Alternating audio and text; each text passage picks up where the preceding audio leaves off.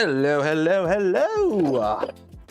How's everyone doing today? Hope everyone's doing good. Everyone good? I'm back. I'm back. I'm cold. It's actually warmed up a bit. It was 10 degrees in the, I kind of goofed. I forgot I have to turn, when I go on a trip, I turn everything off. So I turn off the computers, I turn off the heaters, I turn off the printers. I turn everything off when I go away for a couple days. I came out here like an hour before the stream and I'm like, oh, it's like 8 degrees Celsius out here. Let me just turn the heaters back on. Airport stream, no airport stream. Why would I stream from the airport? Nothing to do in the airport. Boring. And bad Wi-Fi connection. That too. I had no Wi-Fi on any of my flights this weekend. I forgot to change the ISO. 1 second. Let me fix the ISO so I can see what I am doing. Or at least you can see me. Where we go? Ooh, there we go. No, 2000. There we go. Lock the ISO. And now I'm probably gonna sneeze. 1 second. 1 second. 1 second. 1 second.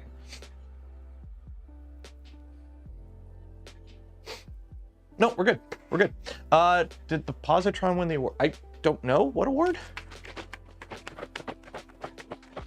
Except the camera. No, I turned the cameras off. Although big green is still green.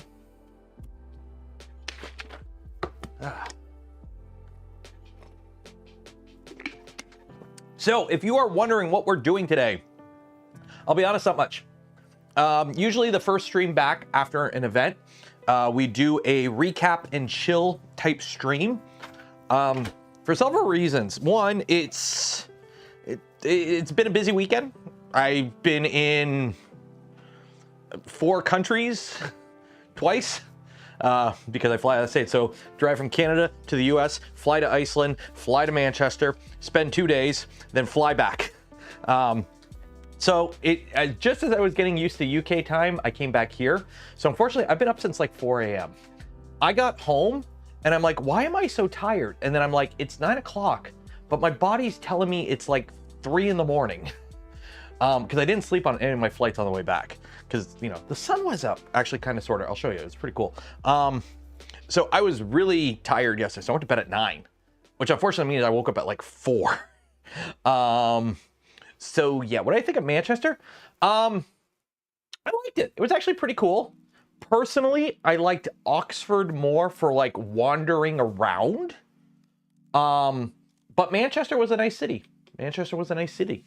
And also today we're doing a short stream. This stream is only going to last an additional 84 minutes. Why?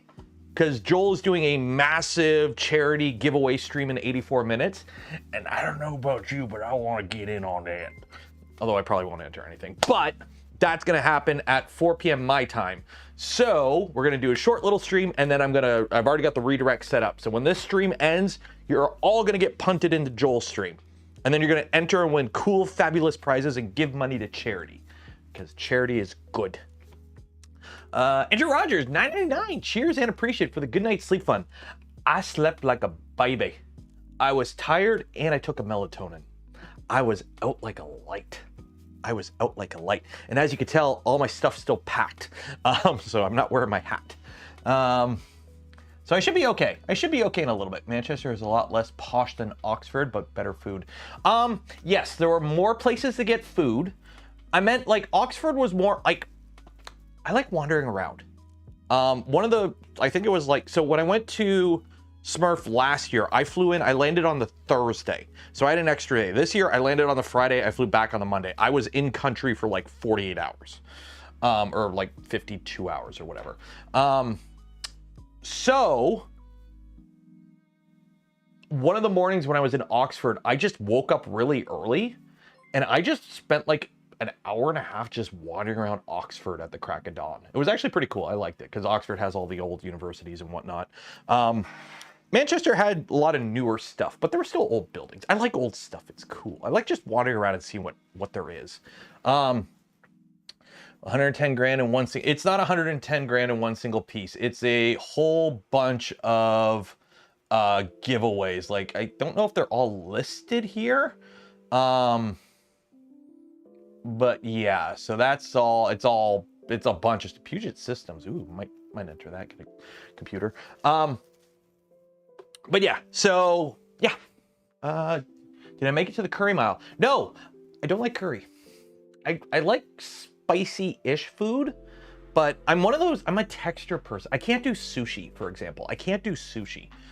Certain foods, just textures and whatnot, I can't do. Curry, I can do like, okay, not lemon chicken. What's like Babby's first sushi? It's it's not sriracha. It's like the orangey sauce chicken. What's the chicken one? It's like that's like the only curry I can do. Although I will say I wanted to get fish and chips and I didn't get fish and chips. We just know where we went. Like Friday night dinner was did I even get dinner on Friday night? What did I get for dinner on Friday night? I don't even remember what I did for dinner on Friday night. Saturday night dinner was pizza. And then Sunday night dinner was like finger foods because I was at a dinner and it was like tikka masala. Yeah, that I could do. Butter chicken, that's what it is. I could do butter chicken. What did I do Friday night for dinner? Oh God, this is gonna annoy me. Did I go out with the Voron guys? Shoot, it's gonna bug me. I don't know what I did. I don't know what I did on Friday night. I know I had McDonald's for like lunch. Grant was at the Prusa. A bunch of us were at the Prusa thing. It was nice. They had like a buffet. Shawarma, Chinese. No, it wasn't Chinese food. What? This is gonna bug me. Did I take a photo? Let me go through my photos. I did not take anywhere near as many photos as I planned on. Oh, we went to... No, we went there. Did E3D take us out? I don't remember. I can't remember. I honestly can't remember. If anyone from the Voron team is here, what did I have for dinner on Friday? This is gonna bug me now.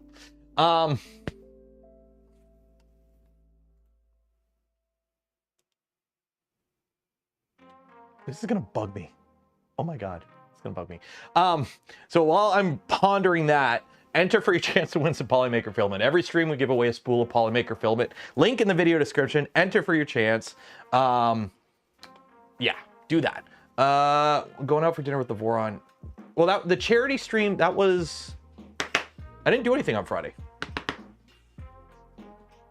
I think we just went to a pub. We probably just went to a pub or something. Let me see. What did we do? We went out for that. Yeah, I think I just had finger foods or something. I can't remember. It was a rough night, hey? No, actually, normally I get all kinds of messed up on these trips because of the time zone change, and I'm eating nothing but like fast food and whatnot. This time, I was back in my hotel room at like 9 o'clock on Sunday. It was like, yeah. I was like, I'm getting old. I need to actually go to bed because I got 12 hours of traveling. And then my problem was, because I was traveling with the spin of the Earth, it actually wasn't dark out for a good chunk of my flight. Like, this was really cool. This was really cool on the way home. Although it screwed me over because I didn't realize how much time was passing. So, as we were flying... This is our plane, so it's showing you like the Earth there, like you can see the daylight. So you look out the window and the sun's setting. So you can still see it's daylight out. This is taking off. This is Reykjavik. So you can see that's us taking off. The sun is setting as we leave Iceland, okay? But then coming over North America, we're up in Newfoundland. This is like 4 hours later. The sun is actually higher up in the sky. So I got to watch a sunset last 5 hours on my flight home. The sun finally set as we were like coming over like northern Ontario, like just like south of Ottawa, north of Toronto. The sun finally set because you're traveling with the rotation of the Earth, but the plane doesn't go as fast as the Earth. So the darkness will outrun you, right? However, because you're coming down south, at the same time, because, you know, Iceland's here and I'm down here, because you're coming down south, there's more daylight. So you're chasing the curve. It was actually really cool. The problem is I traveled for 12 hours and my body didn't realize I traveled for 12 hours. So as soon as I like landed and got out of customs, I had like the shakes and the headache you get when you're super hungry. And I'm like, shoot, I got like a 45-minute drive home. So as I'm going through customs at the border, I'm like, please do not pull me into secondary for whatever reason, because I am absolutely, like, if you do, but there better be like a vending machine in there, because I was starving. I'm handing out my passport. I'm like, I'm just hungry. So yeah, so that was that. But no, the event was really good. Anyone in chat go to SMRRF? Was there anyone in chat from SMRRF?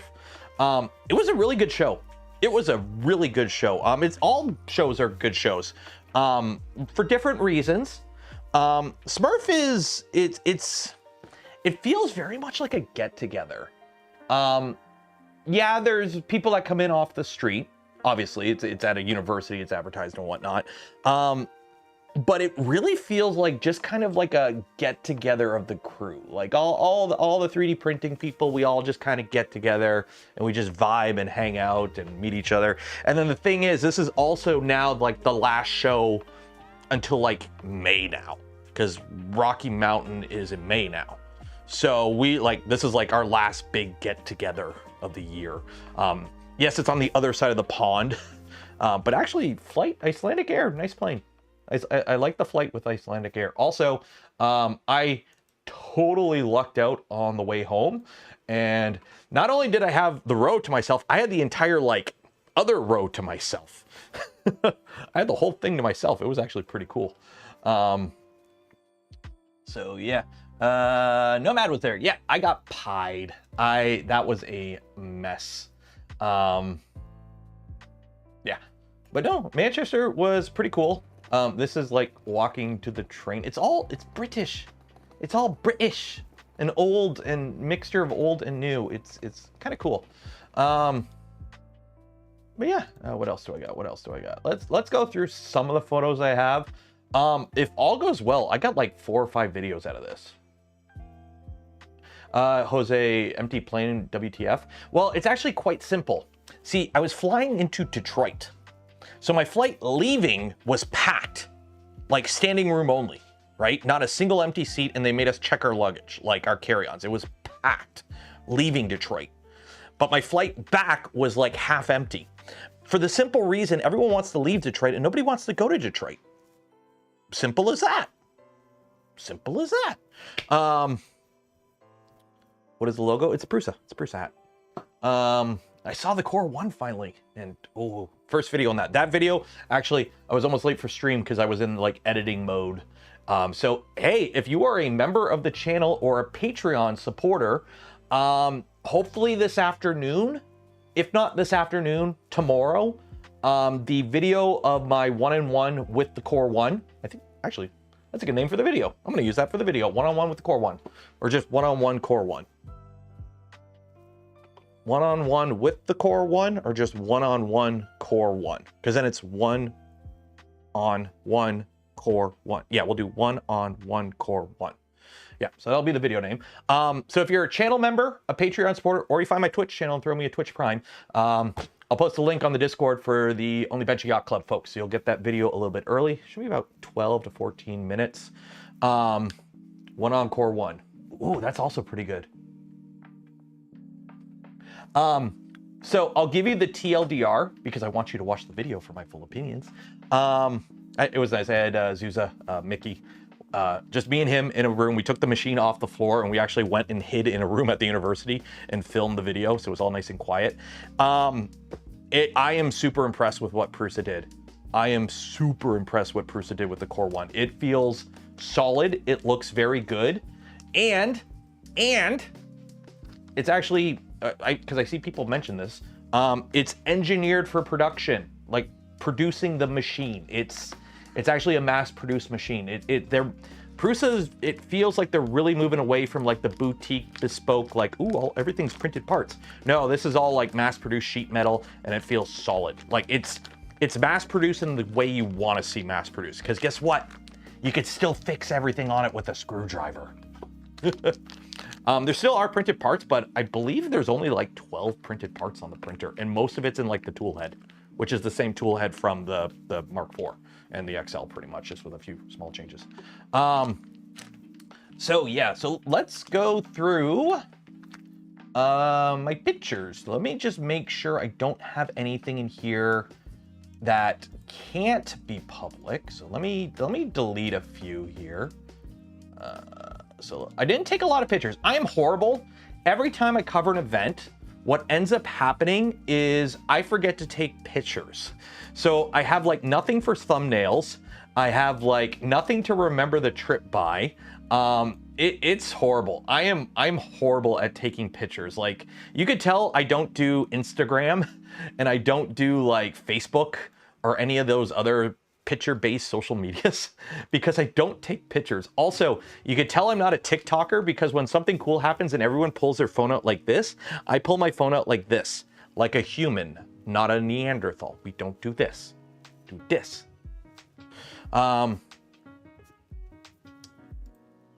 So let's see here. Let me just quickly clear up some bad photos here. Move, delete you. Okay, so we're gonna keep you. Yeah, let's delete that one. Oop. No, that's a bad picture. Get rid of that. That's actually a bad picture. Okay, I think that's pretty good there. Oop, delete this one, move the trash. I think that's about it. Okay, I think we should be good to go. Here. Yeah, so some of these are videos, but for the most part it's pictures. So yeah, I flew out of the Detroit different airport terminal. Normally I fly out of the McNamara terminal, and I got to fly out of the Warren Evans one. It's nice, wasn't too bad. My flight got delayed like an hour leaving, which wasn't actually that big of a deal. This was a pizza at the airport. It was okay. Yay, legroom. I was smart. Normally, I just book whatever seat, but I've learned. I book seats so that I see the cool stuff on the flight this time. So on the way there, I booked a seat facing north so I could see the, it was a red eye, it was a night flight. I booked my seat so I'd be on the north side of the plane so I would see the northern lights, which I did see while like half asleep at 2 in the morning, and I didn't take any pictures, but I was like, huh, what? Oh, that's cool. And then I passed out. And then on the way back, I also picked the north seat so I could see Greenland, because I'd never seen Greenland, because I don't fly that way. My flight also got delayed and your luggage is still in London. Nomad, you don't live in London. Why'd you leave your luggage? How is it still in London? That's not good. Taking off from Detroit, the best thing you can ever see, leaving Detroit. I don't know, American City. Look at the moon. That was cool. It was actually kind of like foggy. It was actually like this was landing in Iceland. Landing in Iceland is just sleet and whatnot, and it's like ocean, ocean, ocean, land. I kind of missed out though. On the other side of the plane, you could have seen the volcano apparently, but I couldn't from my side of the plane. Landing in Reykjavik, Iceland. Behold, land and ice. That's how you know you're in Iceland, because there is land and there is ice. All the snow melted. Also, I left my house, it was dark. I crossed the border into the US. It was dark. I got to the US airport in Detroit. It was dark. I got on my plane. It was dark. I flew to Iceland and landed. It was dark. And then I waited for 2 hours, and then I got on my plane to leave Iceland. It was dark. And then we flew to England, and as we were coming over England, over the United Kingdom, as we like came over Scotland and Ireland, that area, the sun finally came up. And then we descended through the clouds, and I didn't see sun again until Sunday, or until Monday. So I went like quite a while without seeing the sun. Also in Iceland, a lot of the time, apparently you just get on the plane on the tarmac. So it must really suck when it is really cold, but it wasn't too bad. Also, I got to fly 737 MAX 8s the whole time, and I'm alive. So that's that. The train, oh my God, apparently, so the Brits are like, our train system sucks. As a North American, £5 to get 45 minutes across town uninterrupted? Yes, please. I really wish we had trains because I didn't have to rent a car. It was flippin' amazing. Look, North Americans. Public transportation. That's not loading. That's not loading. Come on. There we go. Look. Actual, proper public transportation. Look, they're queuing. I know you love queuing, but you guys queue when you don't need to, and it slows everyone down. Like, I kept going around people because, like, one person would start walking slow in a group, and then everyone would just start walking slow behind them, and it got super annoying. So I would just go around people, and they'd be like, what are you doing? I'm like, I'm not British. I'm not queuing. We're just walking. Move out of my way. You're slow. So yeah, public transportation that actually works and is okay. Manchester is basically one of 2 places in the entire country with public transit. I will take it. This was the, we took the wrong way to get to the event from our hotel. There was like an easy way, because if you key in how to get from like our hotel to the event venue, it takes you on the roads. It doesn't take you through like just like courtyards and stuff. So we went, oh, chat is struck. Oh, stuck. 1 second. Refresh cache. There we go. Should be good now. So the first time we went to the event venue on the Friday night to help set up, we went the wrong way, and then we went the better way every time after. But we went through this tunnel, and I swore there was like Dementors in there from Eva. So it was like a Dementor tunnel. And then 2 for £5 pints. They're like, you have to sign up for our app to get the discount, because our pub has an app, and to get the discount, you have to sign up for the app. And I'm like, how about you just give me the discount, because I will never be here ever again. And she did. So. And if you're wondering, 1 British pound is about $2 Canadian. So, it kind of sucked. What is this? What is this? Trains aren't bad. Ooh, look at me, I'm drinking a pint. It was a Pilsner. And then I fell in, I jumped into the pit, apparently. Was that tunnel that has the beware of thieves? Dementors, I think I was waiting for Dementors. Yeah, they had a ball pit. I'm pretty lucky I didn't get hepatitis from that. Core One, look at the Core One, it's doing stuff. They had 2 of them there. I really can't wait till I get one of these. Walking around the venue. If you watch, I didn't take a lot of pictures at the event itself because I live streamed it. Watch the live stream. The biggest issue with UK trains are the train drivers being wankers and manning the same, if not more, pay than top surgeons, because driving a train is more stressful and demanding. That's not the problem. The problem is they should be paid more, and then surgeons should also be paid more. Never complain that somebody else is making the same wage as you. Complain that they're not making even more. Quit giving into the system. Billionaires want millionaires to yell at people who aren't millionaires to fight each other instead of the billionaires. There's money in the system. It's just up there. I worked in a tool shop for years. It was full of bitter old people that were pissed that people at McDonald's were making 15 bucks an hour because they were making $25 an hour working 80 hours a week. When instead they should have been complaining that they should be making more than $20 an hour. But anyways, it's just me.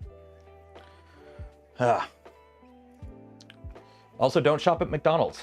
They have a rat problem. Or don't buy your food at McDonald's anymore. Hey, the Voron booth. Our banners and stuff never showed up. Normally, if you've seen the Voron booth at events, normally we have like pop-ups and whatnot. We have a whole bunch of fancy setup we got. Never showed up, so we had to make do. Yeah, don't drag down, drag up. Yep. Hey, look, it's Core One printing. By the way, it's funny, in the whole video, we never talk about the printer printing because it's a Prusa. It prints fine. So, Core One doing Core One stuff. I love how much flippin' light is in this machine. You have no problem seeing anything in this printer. And it has a smoked acrylic or a smoked plexiglass door. And you have no problem seeing anything. The Miley? I don't know. I think this is like the one picture I took for a thumbnail. And then I forgot to take thumbnails. This was the first video I did. There's the Miley. So my Milo V1.5 is out of date already. What was that? Oh yeah, this I got to print. Some guy had an LTT case, like a screwdriver case for the LTT screwdriver. That was 3D printing. It was pretty cool. So this was really cool. Vector 3D rebuilt a Huxley. Well, a modernized version of the Huxley. I did a video with him. Train drivers being particular problem strikes demanding exorbitant pay relative to the job. I will never fault anyone for wanting to be paid more. If you don't think they deserve it, then you should probably be thinking you deserve more. So ask for you to get more. There's money in the system. Never be angry at people wanting to have a better life. So yeah, that was really cool. This is B-roll for a video I'm doing. Yeah, that's a heat set press insert that's electronic and runs Clipper. Yeah, you heard me right. Hey, some bearded guys. I think this was like a little video I filmed on the day of the second day. So here's a fun fact. If you show up early enough at a oh yeah, I did my Steal a Prusa thing. This guy had a 3D printed violin.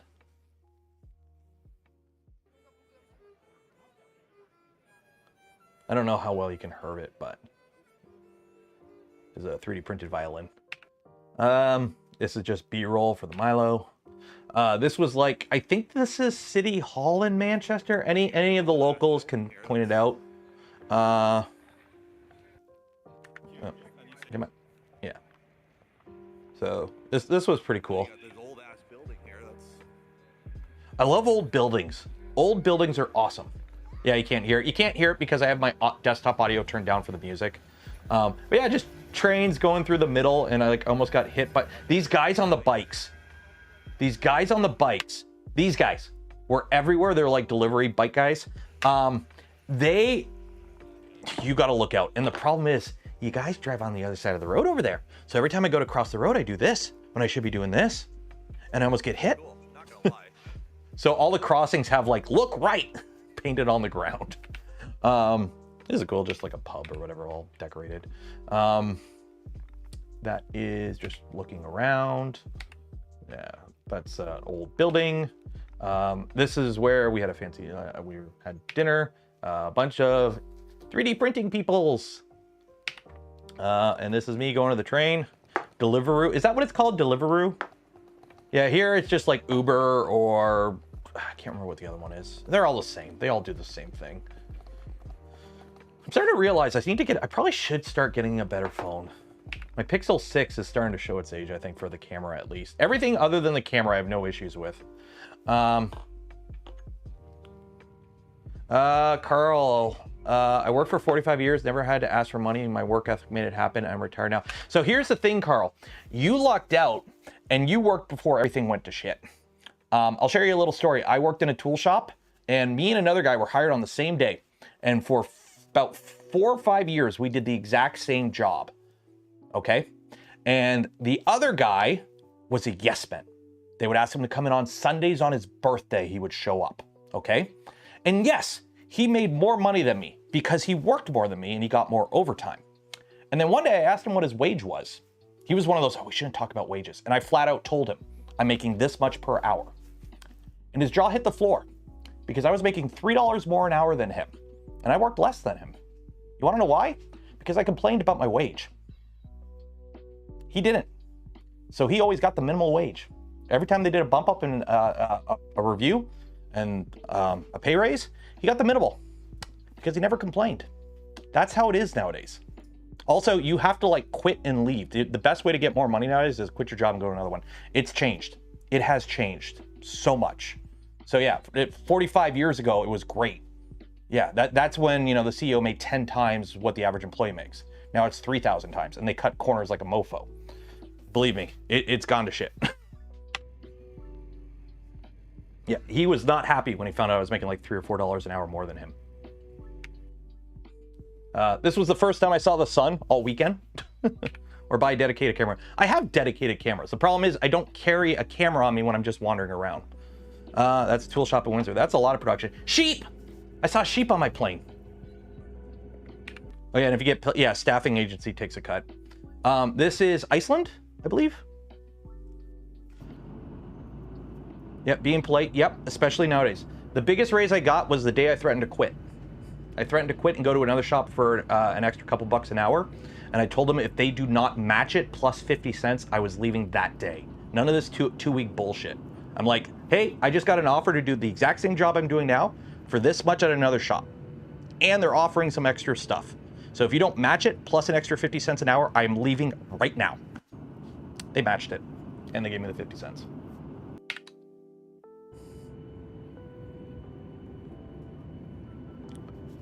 This is Keflavik, I think. So this isn't Reykjavik. This is Keflavik, I believe.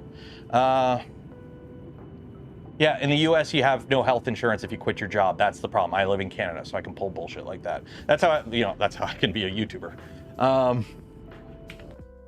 This was a really nice picture. This is the thumbnail. So this is the sun setting, and then it set. And then as we took off from Iceland, the sun rose again, and then I got to watch it set again for another 5 hours.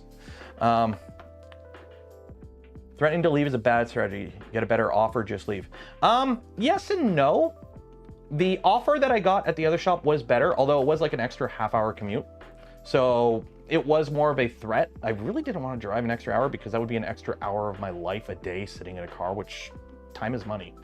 But they gave it to me and I worked there for another like 3 or 4 years. I even got a promotion after that. So obviously it didn't impact too much. Yeah, a year after that I became a shift supervisor and I did that for 3 years before quitting. My plane, so this was flying.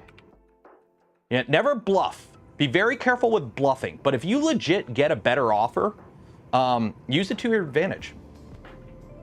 Just be careful with bluffing, because if they call out your bluff, you're screwed. This is Greenland. I missed like coming over the coast, so I had like one picture where it's like, look, a rock. So that's Greenland.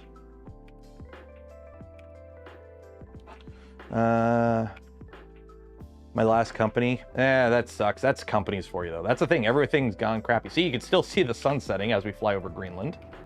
And then northern Canada, and the sun is still setting. And look, the wonderful city of Detroit. Behold, American urban sprawl.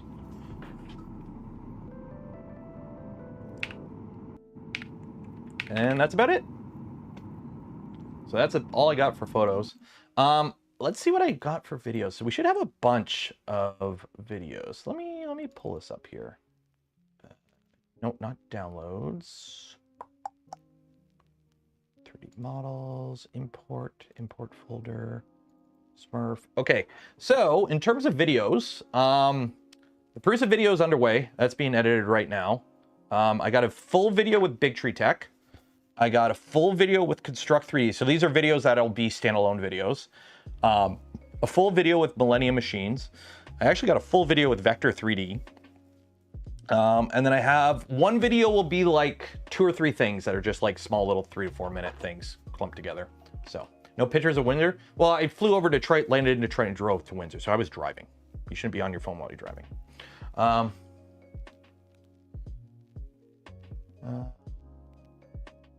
Only 3%, but it's something. That's less than inflation. That's the shitty thing too in Canada. Inflation's so high here right now, unless you get like a 6% raise, you really didn't get a raise. So that's the advantage of being a YouTuber, because Google pays an American. Yes, it was about the BTT VVD, or the Vivid. So yeah, so that was that. Let's pull up, see what social medias have. So let's look up Smurf. Let's see what other people, Rap Fest. Okay, let's see what other people were talking about. I guess Albert was there. I didn't see him, or if I saw him, I actually don't know what Albert looks like. So yeah, so there's that. Who else? What do we got? What do we got a bunch of pictures of? I actually didn't bring much home. I only brought like a spool of filament and like a couple of samples. I got a hot end. I got one of those Swiss 3DC hot ends in my bag that I still gotta get. I want a Big Tree Tech VVD prize draw QA contest. Ooh, nice. I think they said mid next year it should be out, maybe sooner. The version that they have at the shows is a prototype. They have a functioning version of it. They just have to take that functioning version and turn it into a mass producible version, essentially, from my understanding. John was there. He brought his hot glue printer. This was super disappointing. Apparently this lady here, I don't know who she is, I can't remember her name. She worked for Bamboo. On the marketing for SMRRF, if you look at the layout, Bamboo Lab had a table. And this was like the first time that I had seen that Bamboo Lab were showing up at a RepRap Fest. Okay? I really wanted to talk to them. I know you guys are like, oh, he hates Bamboo. I don't hate Bamboo, I just don't like some of their business practices. I really wanted to talk to him and be like, hey, thank you for finally showing up at a RepRap Fest. You build one of the more popular printers on the market right now. RepRap is a huge part of the history of 3D printing. Same with RepRap Fest, right? Companies announce stuff at RepRap Fest, or they used to. Not so much anymore, but companies announce stuff at these. These are like community events. Thank you for finally showing up at one of these events and taking part. They didn't show up. They didn't bring any printers. They had one person there who I didn't even see during the event. Yeah, they just ghosted, I guess. I mean, to be fair, they bought a platinum sponsorship or whatever. So they did donate to the charity, which is good. Don't get me wrong, that's very good. But they never showed up. So I was kind of disappointed with that. I had really hoped that they would show up for this. I wanted to talk to them and be like, hey, thank you for coming out and supporting the 3D printing community and being a part of the community finally. And they ghosted. They didn't show up. They didn't bring any printers. They didn't have anyone at a booth. Yeah.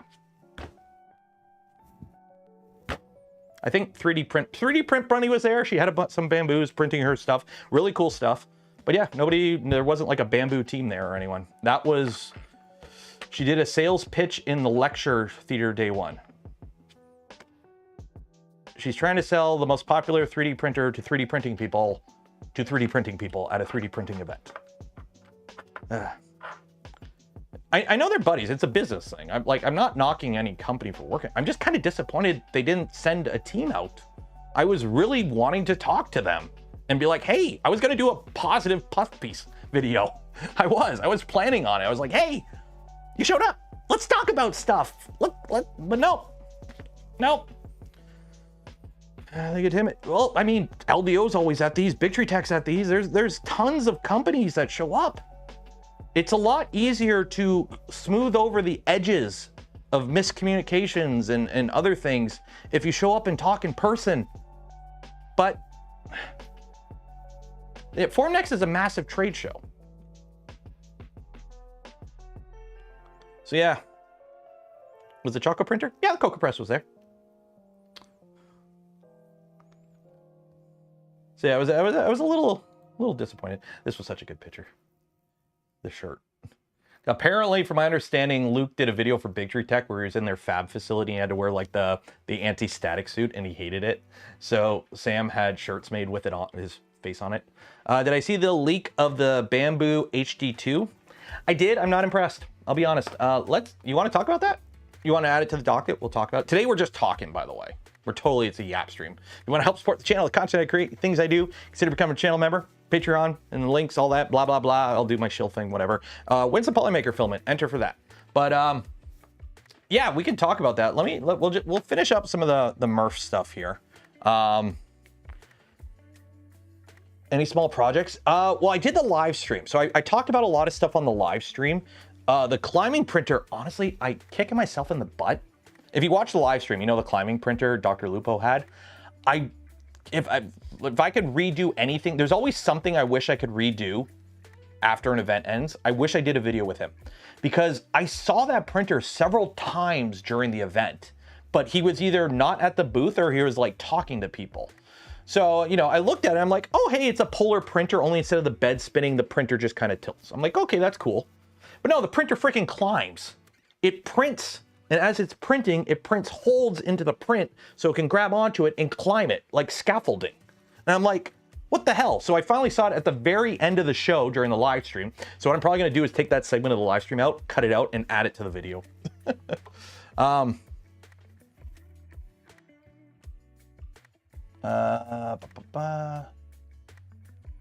this was last year's Smurf. Yeah, this is last year's one. Unfortunately, they did not have a jetpack this year. I want to fly around in a jetpack, but they did not bring the jetpack this year. HD2. Some people are saying it looks like a fake, and other people are not. So yeah, let's talk about my thoughts on the HD2. Also, you want to hack? You want to cheat? So I was checking out the Bamboo subreddit because again, there's the HD2 stuff. So I like to check out, see what's coming up.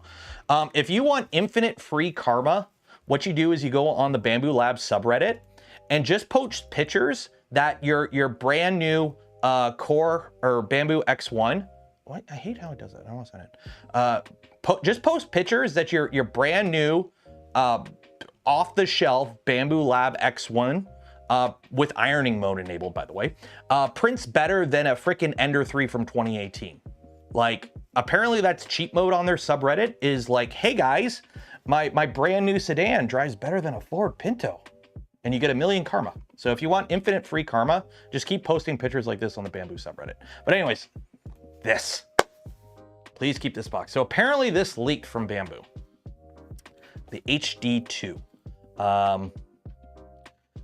I love the first time I saw this had leaked like a couple days ago. Somebody had posted H2, that means water. That means it's water cooled and it can print peak. And I just kind of laughed because actual proper peak machines don't have a heated bed. Can anyone tell me why an actual proper consumer, although it's mostly industrial and business, machine that's designed to print peak and Ultim doesn't have a heated bed? Can anyone tell me why?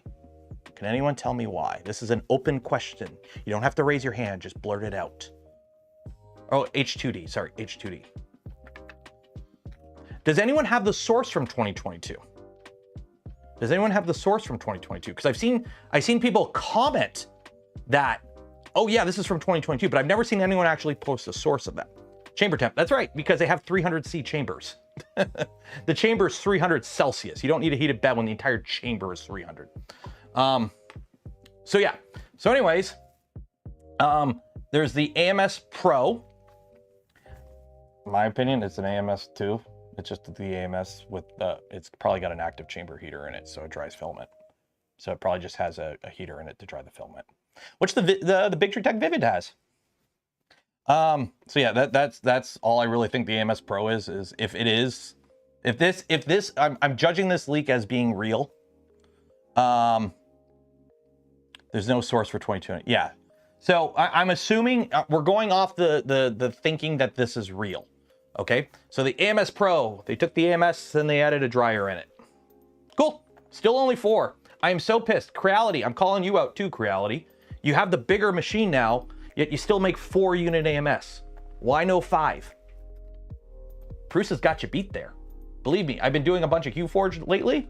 5 colors is so much better than 4. So yeah, it has 2 outputs for 2 extruders. I know, look, there's 2 extruders and they tilt.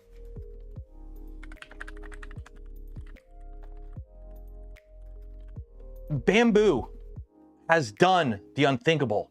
They now have a 2-headed tool head. 1 second here. So Bamboo Lab has done the unthinkable. They have a 2-headed printer that has 2 nozzles in it, which completely original and nobody has ever done before, just like the POLYMAKER 3. So behold, POLYMAKER. Welcome back, POLYMAKER 2-headed tool head or 2-nozzle tool head. Welcome back. Welcome back. From when did the POLYMAKER 3 release? What was it? POLYMAKER 3, when was that? I don't know when that came out, but yeah, welcome back, POLYMAKER 3. And it's bigger.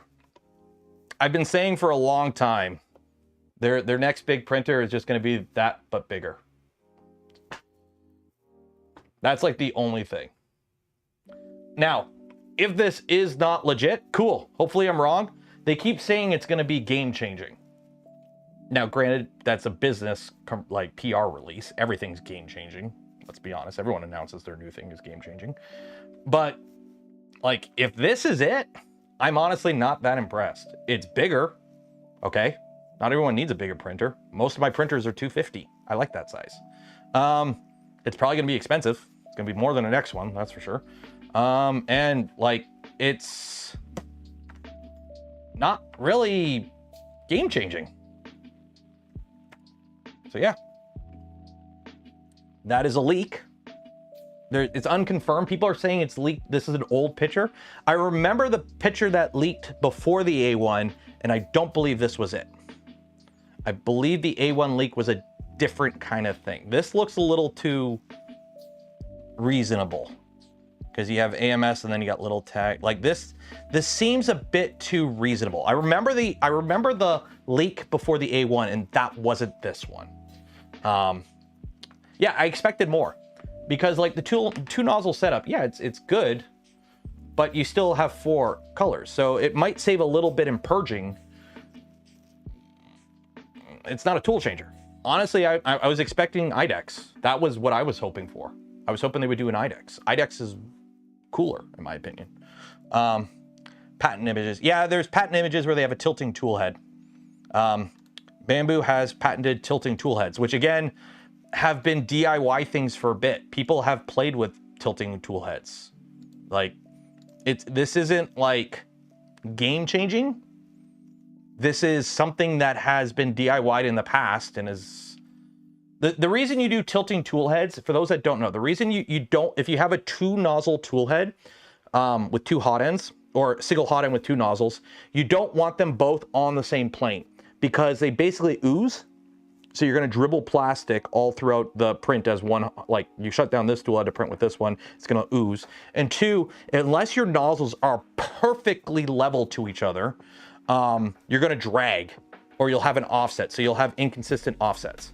And then for the feeder, it's just a splitter, I think. It just looks like they have 4 in, 2 out, and they can split it. Which, again, that's cool, but like, okay, 4 in, 2 out. So this just splits the AMS into, this just allows it to tell which tool head it goes to. So that can save you a bit of purge, I guess. Because if you're printing like black and white, you can have those on separate tool heads so you don't have to purge, you know, white to black, because that's a crap ton of purge. You can like tell it to similar colors or colors that are near the same shade you can have out of the same nozzle, or dissimilar materials, because that's the big problem with the current setups, is you can't print like dissolvable and non-dissolvable without a crap ton of purge because you'll cross-contaminate the filaments. This would allow you to get around it, but it's still kind of like it's still not as good as a tool changer. It's still not as good as a tool changer.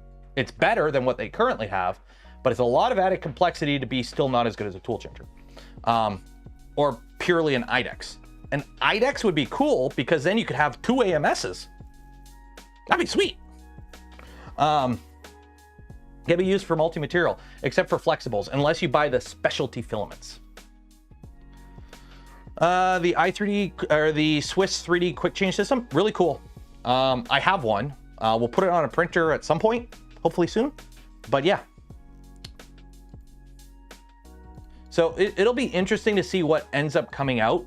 I have a feeling it won't be for a bit until the new year, but it is what it is. Oh, it's a badly photoshopped image. So what is this, the Bamboo Lab for? 41 minutes ago. So this is from, looks like it is. Okay, so yeah, it's a fake. Oh well. Those patents though do look legit. So if the patents are legit, then I do think maybe it is kind of close. It could be somebody kind of mocked up what they think it might be, or, you know, it could be that leaked image from back then is this printer just a very early revision of it, right? Stuff is in development for a while. Who knows? Sometimes companies will develop a product and sit on it for a bit before they release it, right? That is a thing. Or it's just an early revision and they're waiting for something else before, you know, it's still in development, they're still working out bugs. So who knows? Maybe that could be, because sometimes the company goes, hey, let's just design a bunch of stuff and we'll bring certain products to market first and then we'll develop other stuff later on. So maybe they kind of had this base design of all these machines, and then they finalized the X1, and then they finalized the P1, then they finalized the A1 Mini, and then the A1, and now they're finalizing this one. So it could be, or it could just be complete makeup and nobody knows. Who knows? But the patents are patents, and the patents lend credence to this being a 2-nozzle setup. Because why would you have a 4-in 2 splitter unless it was feeding 2 nozzles? Why would you have a 4-in 2 out unless it was feeding 2 nozzles? So I'm pretty sure it is a 2-nozzle, or hopefully it's an IDEX. IDEX, I'm a lot more excited for. Yes, I'm excited for a Bamboo. A lot of leaks are market research. That's another thing too. Up. Are we back? Are we back? Are we back? We're back. We're back. OBS shit the bed for a second. We're back. We're back. Probably just an X1 that runs Clipper. They won't do that. They will not do that. X1 plus firmware, I guarantee you'll probably never be able to run on another machine other than the X1. I guarantee you they want to keep their ecosystem locked down. They're not going to Clipper. Also, they don't use Clipper on these machines. They develop their own firmware. It's a motion planner. It's not that hard to develop a firmware for a 3D printer, especially when you control the entire ecosystem and you know exactly what machines are on. This does run its own firmware. I've talked to people who have hacked into it. It's not running Clipper. Please stop saying it runs Clipper. MMU TPUs are stiffer. That's one of the reasons I'm not, honestly, I'll be honest, this machine, when was the last time I printed something on my Bamboo? When was it? Files. The last time I printed something on my Bamboo, does it tell me? It doesn't tell you when you printed. Print cache? Internal? It doesn't tell you the last time you printed. At least 6 months, maybe more. You can Clipperize a P1S. You have to replace the main board. The main board, if I remember correctly, uses an ESP32, which is not compatible with Clipper. You have to replace a lot of the electronics, unfortunately, for the entire, to get full functionality out of the machine. You have to replace a lot because like the screens don't work. There's a bunch of stuff. I saw that post of somebody who kind of has it working, but you have to replace electronics to make it work with Clipper. And at that point, okay, it's an enclosed Core XY running Clipper. Just build a Voron. You can buy cheap Voron kits for near the same price, and then you have full control over the machine. You might Clipperize it. Yeah, Nomad. So you would know more than me, Nomad. So you have to replace electronics, right? It's not like you just plug in an SD card and flash it. Where'd I put my spatula? I don't know where I put my spatula. Yeah, because at the end of the day, all these machines are the same. Remember, they're all NEMA 17s with GT2 belt and a block of metal with a heater in it, and some electronics to tell it to move. They're all built out of the same hardware. They're just Lego built in different ways. Figured out how to do it far more efficiently. That's cool. The thing is, though, I'll be honest, it's like putting Clipper on a Prusa. I wouldn't really want to put Clipper on a Bamboo machine. The machine is optimized for its own firmware. I don't know. Personally, if I was going to do a Clipper machine, I'd build one. Glorified hot glue gun, explosion molten plastic. Exactly. I am really thirsty. Buy some gamer subs. Code Canuck right there. Oh, talk about timing. See, this is a sign. You should buy some gamer subs right now. Go check the link in the description. They might have a sale on too. Your Bamboo bed is tacoing. Ooh. Just tell it to do it. Oh wait, you can't tell it to do a bigger bend mesh. Runs a big, yeah, so you have to replace electronics. That's the problem. That's kind of the downside with Clipperizing these machines. You can't just, it's not like an Ender where you just flash it. I'm trying to find my spatula. I put my spatula down. Oh, here's one. Okay. Nope, is this a dirty one? Yeah, that's one. That one I got gloop on it. I don't know where I put my spatula. I gotta take Prince off a bed, and I don't know where my spatula is. What time is it? 3:30. We got 30 minutes left. Well, 20 minutes, and then I'm gonna do the giveaway. Is good because of the pre-calibration. Yeah, like, don't get me wrong. I wish they had way more control of the machine. Like, as a user, I really think your opinion of Bamboo, and I've said this in the past, is dictated by how you approach Bamboo. If you're coming from the land of Ender 3s, it's the best thing since sliced bread. Holy shit, a printer that works out of the box and actually prints pretty good. Wow. But if you're coming from the land of, like, these are tools like a CNC, these are CNC machines, and I want a console on my CNC machine. I want to be able to tell it to do whatever I want it to tell it to do.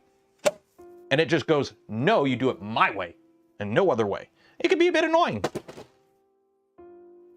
So, I intend to buy the Core XY or upgrade. They are sending me one. They're sending me, the kits won't be out for a bit, or don't quote a bit. The completed unit will be on sale first, and then they will have kits at a later date. And I do believe they are going to send me a Core One. So hopefully in the new year. I cannot wait. I am super excited for that machine, because you know what? For those with X1s in the house and the P1 machines, you know they're loud. The Prusa is like damn quiet. If you're not running the exhaust fan on it, you don't hear it. It's as quiet as a Mark IV. Running a Core One is as quiet as a Mark IV. Maybe like within margin of error quietness. It's hard to tell because like I didn't have both of them side by side, and when I did, there was on the floor of the event. There was a lot of background noise, but yeah. Harold wasn't super happy. Yeah, it's like if you are buying, like they are my go-to printer when somebody comes to me like, hey, my kid's interested in 3D printing. What should I get him? Go buy an A1 Mini. Go buy an A1 if you're planning on using it a bit more than just tinkering with 3D printing, because just the extra build volume is worth it, I think. Although they just dropped the price by quite a bit on the A1 Minis. So the A1 Mini is my, like, yeah, you want a cheap, good printer? Like Ender 3s, unless you have exactly $99.99 plus tax in your bank account, nobody should be looking at Ender 3s anymore. Let's be honest. Nobody should be looking at Ender 3s anymore. We are past the point of Ender 3s. Go buy an A1. They are amazing printers for somebody who just wants to tinker around with 3D printing. But the moment you start doing more than that, you start to run into the limitations of them, in my opinion. The P1S, I think, is an amazing machine for bang for its buck.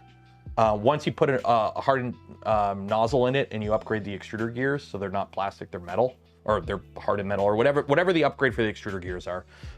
Once you swap out the, go buy one of these. Go buy Bamboo Diamondback on a P1S and be ballin'. That machine will last you a while.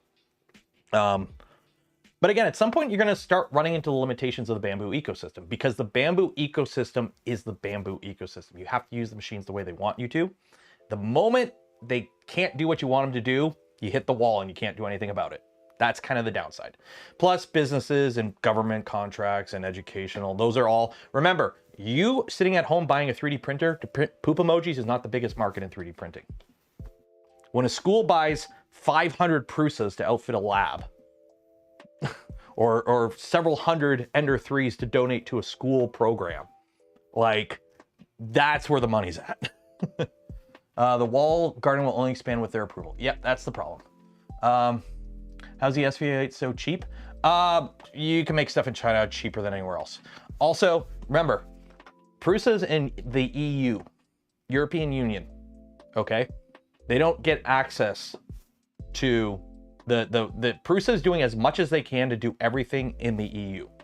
Obviously, some stuff you do have to get from China, but it's like components, not like assembly. Like the frames for the Prusa Core One are all manufactured in the Czech Republic. The company that does the enclosures, why do you think they've been doing enclosures? Guess what? Work out all the bugs making these, and then you use the same process to make the enclosure as you do to make the frame for your Core One. And then you've optimized it. You've already figured out all the bugs with this system of manufacturing, making these enclosures. And then you go and you use that process that you've already optimized to try and, increase throughput of quantity of manufacturing and reduce cost in a European country. And then you use that exact same process on the now frame of your Core One, your new printer. Smart. Yeah, the fact that the Core One came out, let me pull it out. Core One Prusa. And then, because I'll be honest, it competes against the X1. The P1S, it doesn't compete against the P1 in my opinion. Okay, so let's see. So, oh God, I'm sad every time I look at the Canadian price. Ooh. So a Bamboo X1C, a Prusa Core One assembled is $1,200. Is $100 more for a Prusa. Like that is,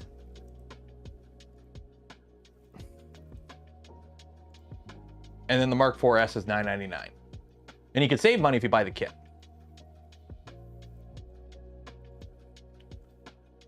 You can even save money here if you buy the kit. I mean, if you're okay building it yourself, you can get a Core One cheaper than you can get an X1. Like, the fact that Prusa is able to do that with manufacturing in the EU, that's damn good. Near as high as people think they are. I talk to Prusa people and their wages are rather meh. Still better than China wages. And also, you can't compare employee wages. Remember, it's just not wages. There are other things, the cost of raw materials, the cost of transportation, healthcare coverage. There are all kinds. It's not just the wages of the hourly employee you need to look at. Electricity costs, resource costs. There are so many different things you have to look at. No matter what you do, it will always cost more to manufacture in certain markets than others. And certain markets will always be cheaper. Something just moved and I don't know what that was. And I hope it's not a bug or will actually be a mouse.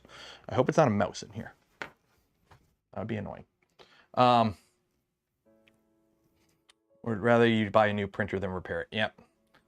I know, looking at the cat price, dude. On the way home, I got a 10-piece chicken McNugget.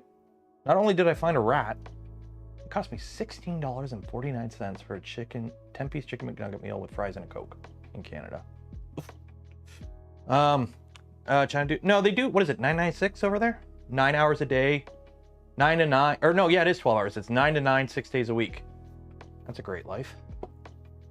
Heard Positron AMS will be closer as cloud-based or proprietary Positron bit. Oh yeah, and also health and safety standards. Live leak. Yeah, you can't just compare wages. If you compare wages, you're looking at it wrong. I mean, like, and I would look at working, like, if you're assembling Prusas at Prusa, that's like the same as working at like a sub-assembly facility manufacturing auto parts in a European country. Like, I'm sure there are other similar industries that pay similar to working at Prusa.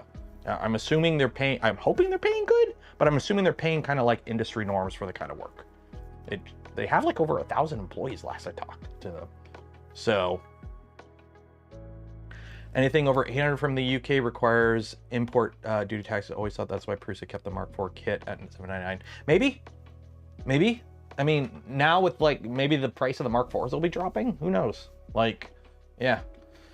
20 nuggets from is, okay. So on Tiny Tech, what is the price of a 10-piece combo in the UK? Because a pound is like half a Canadian. So like 10 pounds is 20 Canadian roughly. So if it's $6.20 for 20 nuggets by themselves, that's like $13 Canadian, which is, God, that would be cheap. I wish I could buy 20 nuggets for 13 bucks.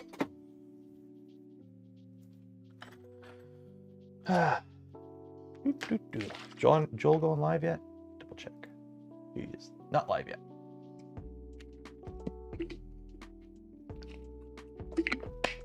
Also, I found this on the floor.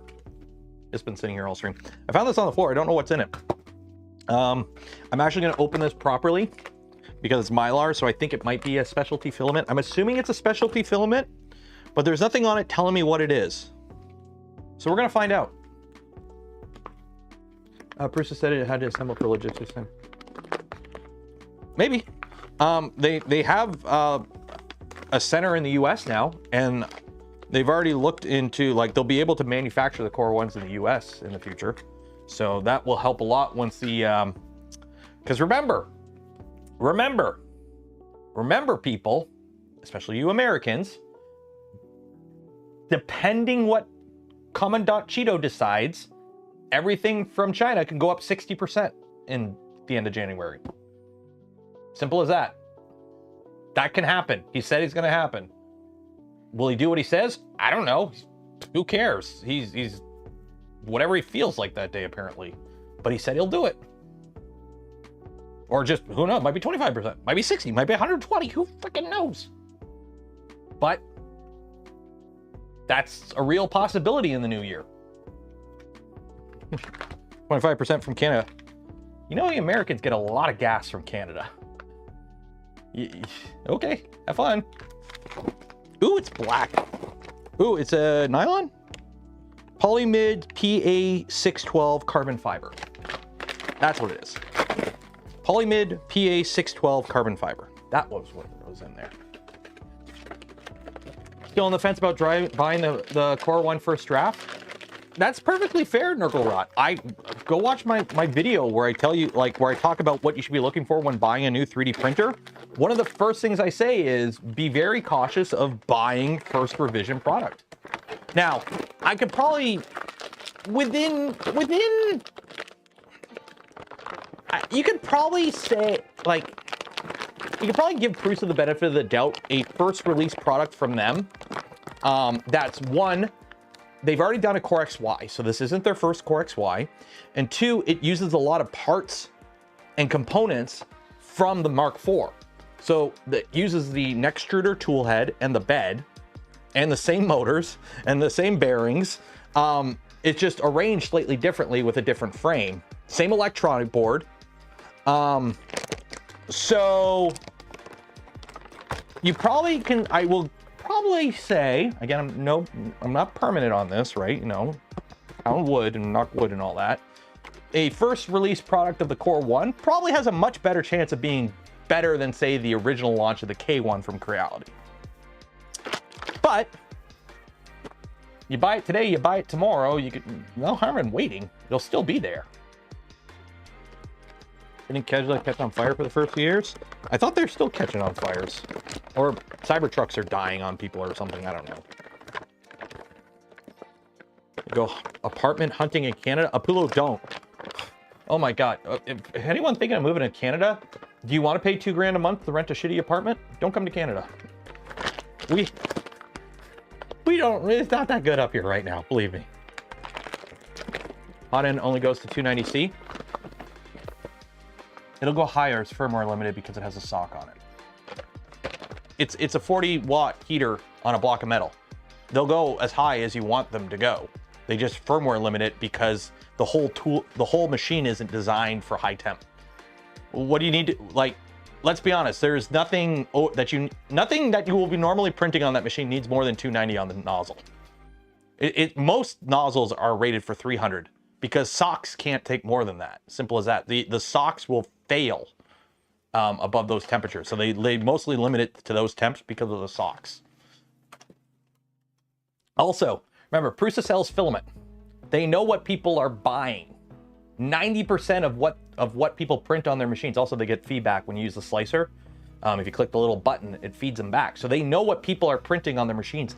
And 90% of what people print on their machines is PLA and PETG. 90%. And then after that, it's ABS ASA.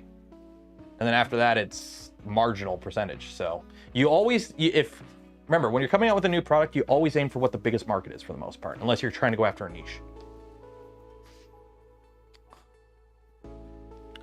Aluminum, over that, you need copper. Aluminum can go over 300C. I've got aluminum blocks over 300C, but it's the socks. It's because the socks fail. At least that's what, I can't remember if it was E3D or Fatus was telling me. I can't remember. One of them was telling me that. Plus, what do you need to go over 300 for? Like, you really need to have, like, even this guy,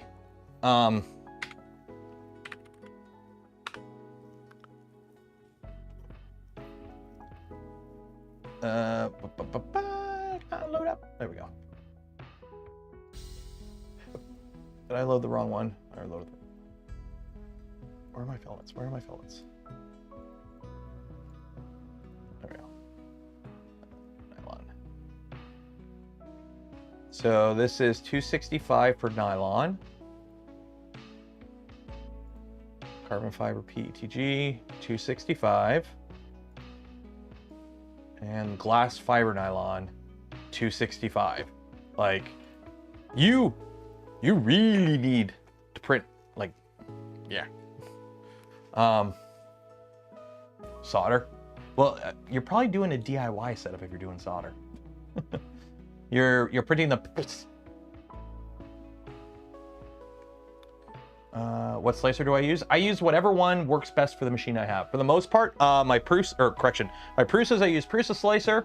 The Pantheon, I use Pantheon slicer because this is a commercial machine and I use what they tell me to use with it because it works best.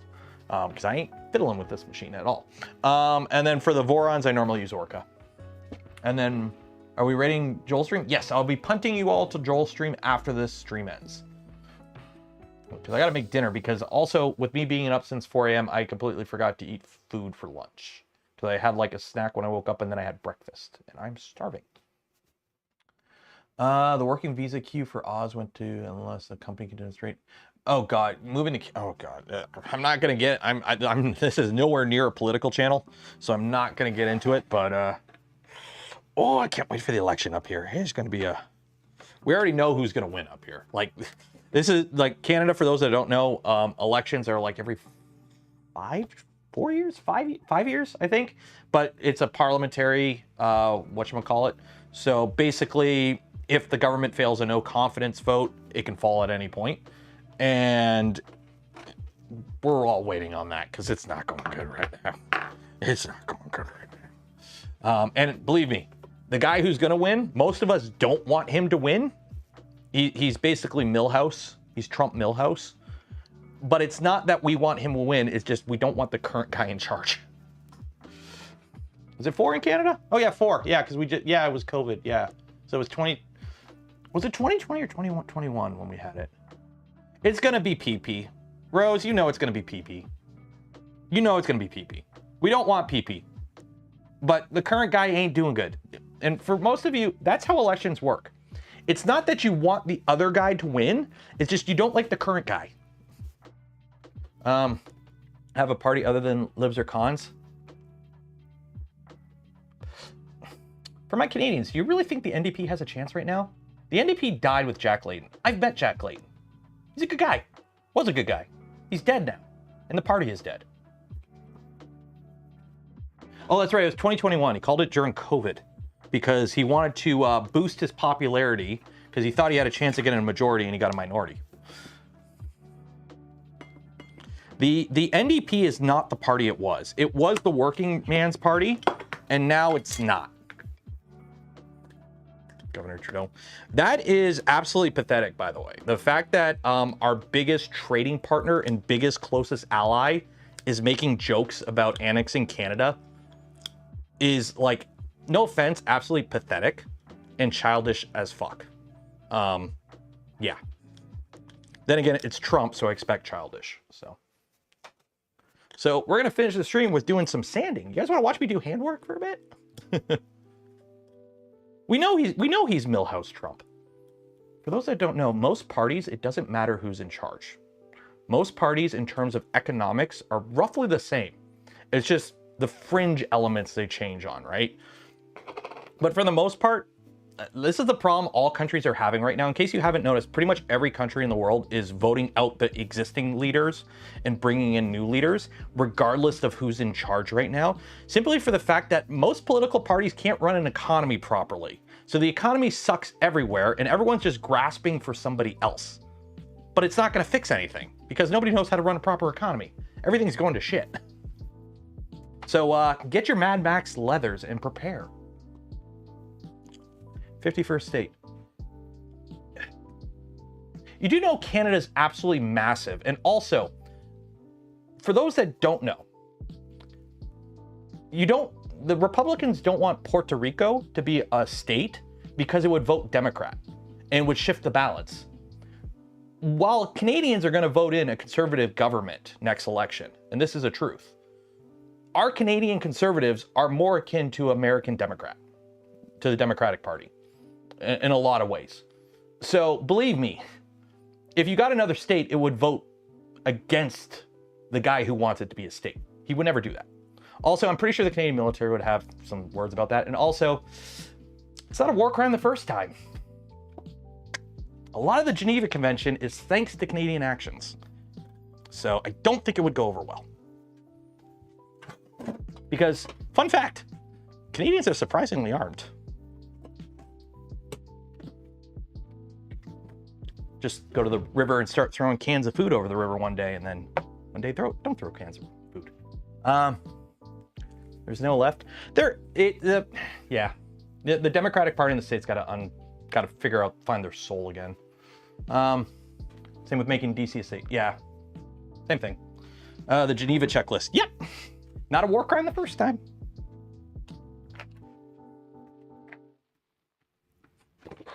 Okay, so I'm hoping to get this done relatively soon. By the way, this helmet should be pretty done soon. Should leave Canada as the U.S. biggest national park. I mean, more than 300 kilometers across the border, pretty much all is empty. Like literally, if you go to northern Canada, go look at the flight path for Joel's plane when it had to divert due to an onboard emergency. Somebody got sick, I believe. They had to like go way north, they were way north. They were over Hudson Bay, and they had to go all the way south because there ain't nothing up there to land at. Also, apparently they had to go that way because it's a lot easier because it was an American outbound flight. They don't have to go through customs when bringing somebody to a hospital and all that. That sweet, sweet healthcare. No, I mean, it's not that good because our government keeps cutting it. Our healthcare was really good at one point. Our system's so overtaxed up here, it's ridiculous. We bring in like 1 million people a year. Our systems are so overtaxed right now, and they don't fund it. It's like the Brits. The NHS is collapsing as well. So this is getting pretty good. This is getting pretty good. Like, honestly, in this light, I think it would be done. But this isn't the final silver, by the way. The final silver for this, what I've been doing, I think I figured out what I'm doing. I'm priming it all and getting it hand-worked. And then I do a final coat of a silver filler, which is this one. And then I'll do that with all the parts, and then I'll put it together and do the final coat of the silver that the final paint will be.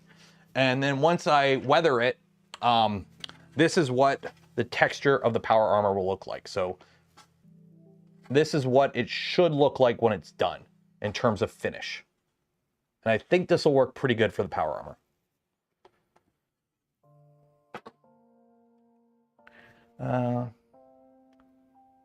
I love me some Geneva suggestions.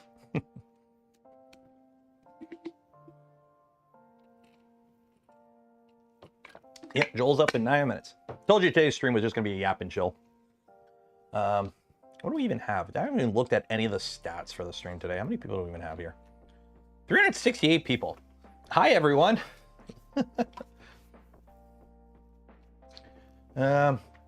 Vasily, they're students. Again, not political channel and whatever. And the fun thing is, my political opinions are a vast swath. I don't support any party in particular. It's just, I'm one of those, is the current party doing a good job? If no, kick them out type people. I voted liberal in the past. I voted conservative in the past. It just depends on what's going on at the current time. So, what did you miss? Not much. We're just talking. Today's stream, it's a short stream today because Joel's going live with a massive charity stream, and I'm just going to punt everyone from here to there when the stream goes live for him. So yeah. Is Mad Max leathers? You mean chaps? Be prepared. Be prepared. Get your Mad Max leathers now. I'm not saying I've got a Lord Humongous outfit. But when the time comes, we ride. Shiny and chrome. Actually, I gotta clean up a lot of this. Where is, that's what I need. I need a pick.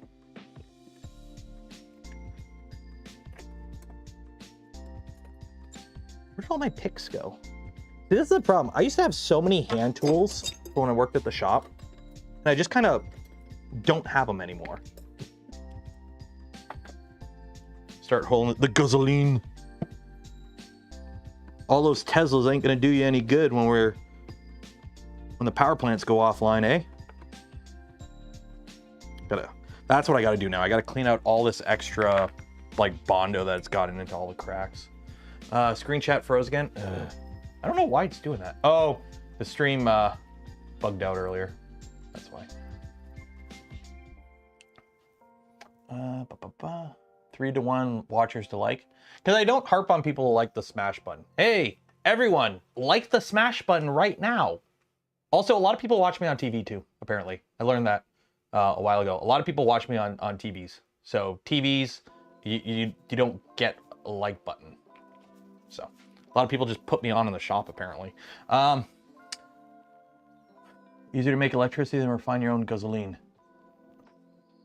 Yes, but when society collapses, you ain't gonna be making solar panels. You're gonna have to rely what's already out there. And when it fails, repairing solar panels without modern technology. Also, you know those ancient alien shows? This was something like I watched a lot of random stuff. You know those ancient alien shows where they're like, oh, we used to have a super high advanced civilization. Yeah, I can easily prove that never happened simply for the fact that Beverly Hillbillies. How did the Beverly Hillbillies get rich? For those that know what the Beverly Hillbillies is. I'm going to prove to you right now, humans never have a super advanced civilization in the past. Simple. It's very simple. How did the Beverly Hillbillies get rich? And they loaded up their wagon and drove to Hollywood or whatever it was.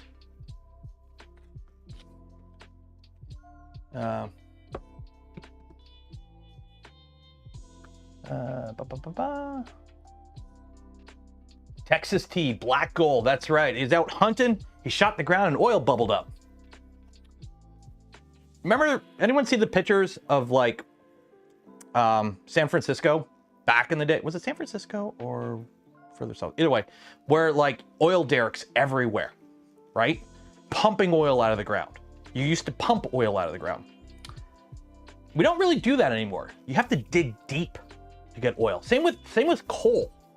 We used to just kind of dig into the side of a mountain and get coal, right? Strip mines, right? It's at the surface. Now you got to dig kind of deep. You got to rip up a ton of earth to get it because it's all the easy to get coal and oil is pretty much gone.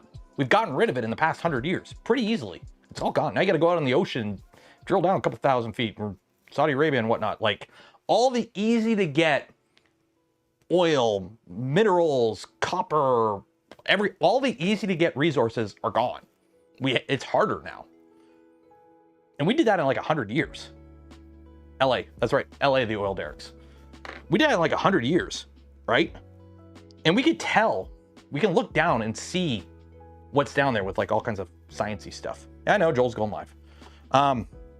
So, if we had a super advanced civilization in the past, it's called a tech tree. You develop certain things because you developed things before it. You can't make solar panels unless you have an industrial revolution that led to a technological revolution, okay?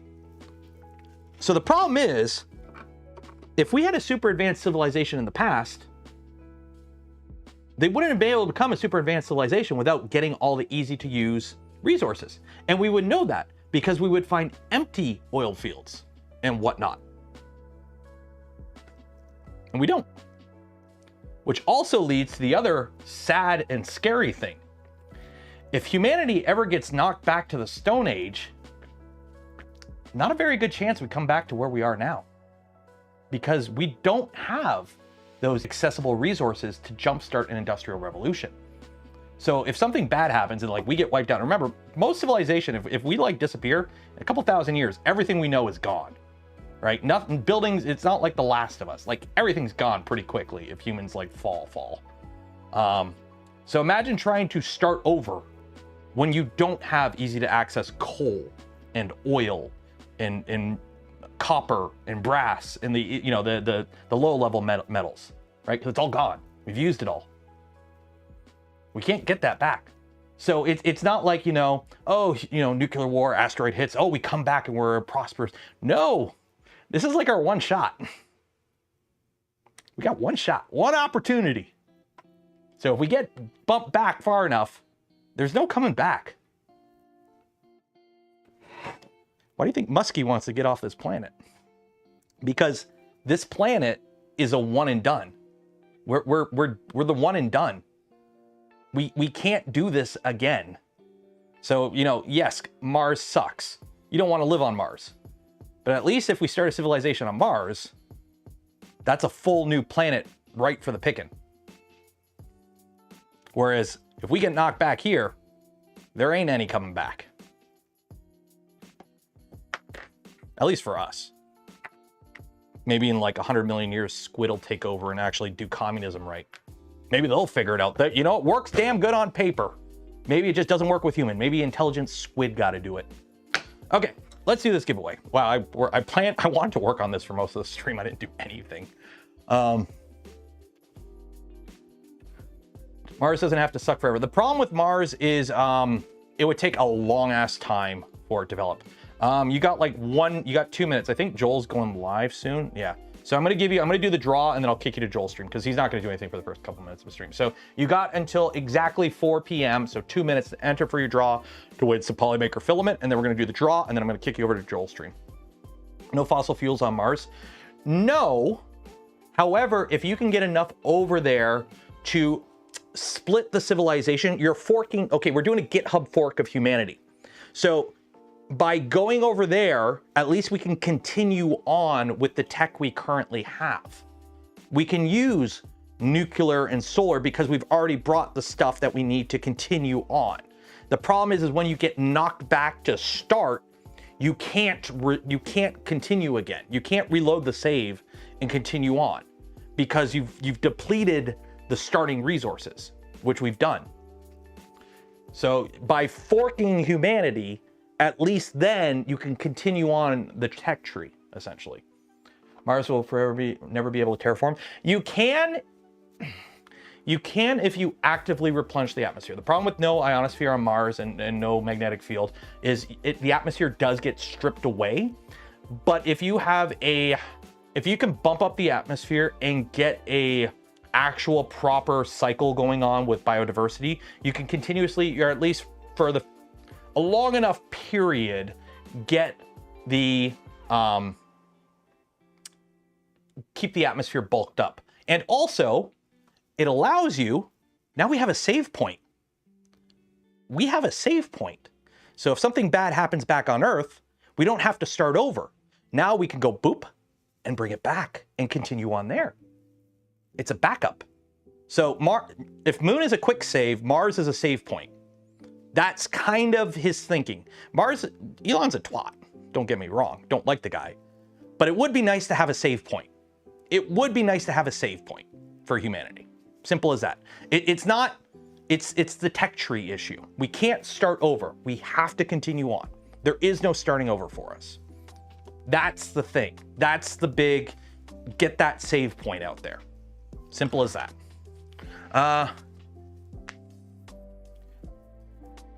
We're at the pinnacle of humanity. In the 90s we're on the downslope, I believe. With AI and everything, we are actually on the downslope of humanity. I believe the 90s. Frickin' Agent Smith in the Matrix was right. 1999 was the peak of humanity. After that, it's all been downhill. I mean, hawk to a coin. That's all I gotta say. Hawk to a coin. Let's be honest, we're on the downslope. Okay, let's do this giveaway. Let's do this giveaway.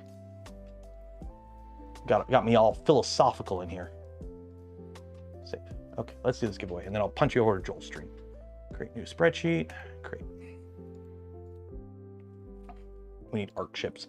No, we're not close enough for ARC chips because the problem is we're still doing good enough. The last thing you want to do is send out an ARC chip that by the time it gets to Alpha Centauri, we develop faster ways to get there, and they show up and they're out of touch. I believe there is a short story about that, where like humanity's starting to fail and they're like last grasps. They build an ARC ship to like send our best and brightest that will live 1,000 generations and get to another planet.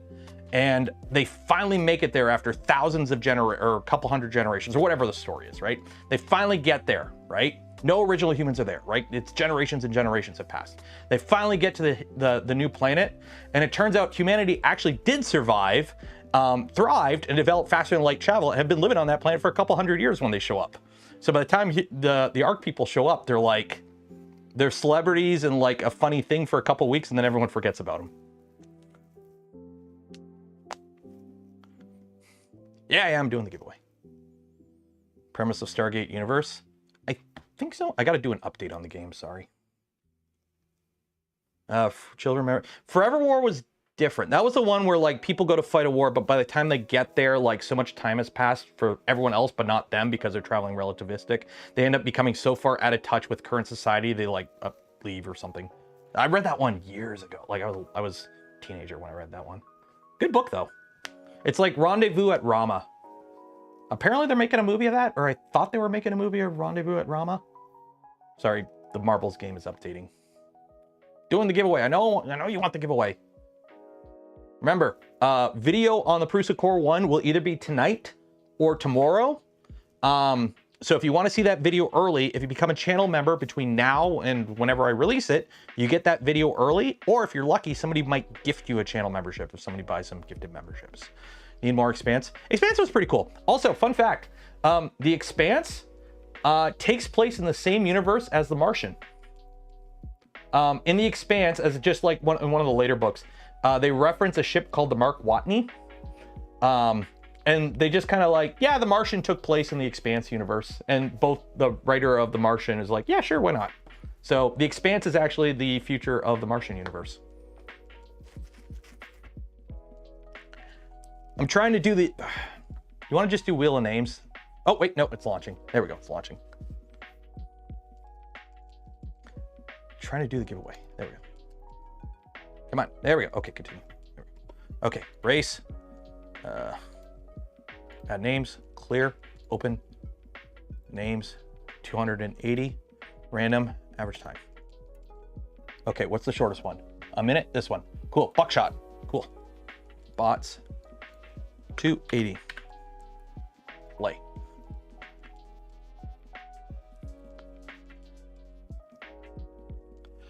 Okay, so how this works, I think this one's a dartboard, so it's whoever gets closest to the middle. If I pick your name and you win, you get a free hat along with your spool of filament from POLYMAKER. Good luck to this person right there, this person. Mr. Grinch, if you win, you get a free hat along with your spool of POLYMAKER filament. Go! If anyone else wins, you just get a spool of filament. Remember, exclamation part, zoom zoom makes you go faster, exclamation mark, gullible makes everyone else go slower, and if you like the smash button, and become a channel member, it greases your ball up and it goes even faster.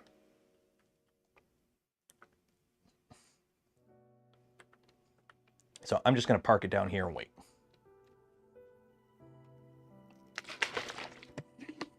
Yep, exclamation mark, engagement, go.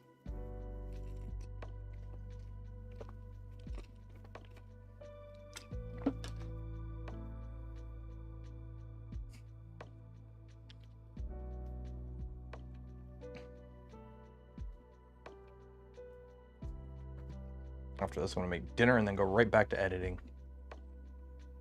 So it's whoever gets closest to the middle. So top right, keep your track. Right now it's Papa Dave. Oop, Josh. Who did I pick? It was Mr. Grinch, right? Oh, looks like Josh might have it. If you hold out, Josh, you got it. How close is he to the middle? Where's Josh at? Where's Josh at? There's Josh. There's the middle. How much time we got left? Oh, get in there. Get in there. Rose, last chance, Rose. Rose! You fell and died. Okay, congratulations, Josh. You won yourself a spool of filament from POLYMAKER. You will get an email from me after the stream ends with information on how to collect your filament from POLYMAKER. Woo! Golf clubs in chat. And cheers to Mr. Rogers here in the neighborhood with gifted 5 community memberships. So that means 5 of you are going to see the next video early. Woo! So yeah, we're going to call it there. I'm just going to end the stream. You're going to go right to Joel's stream. I'm not going to do an outro. I'm just going to punt right to Joel.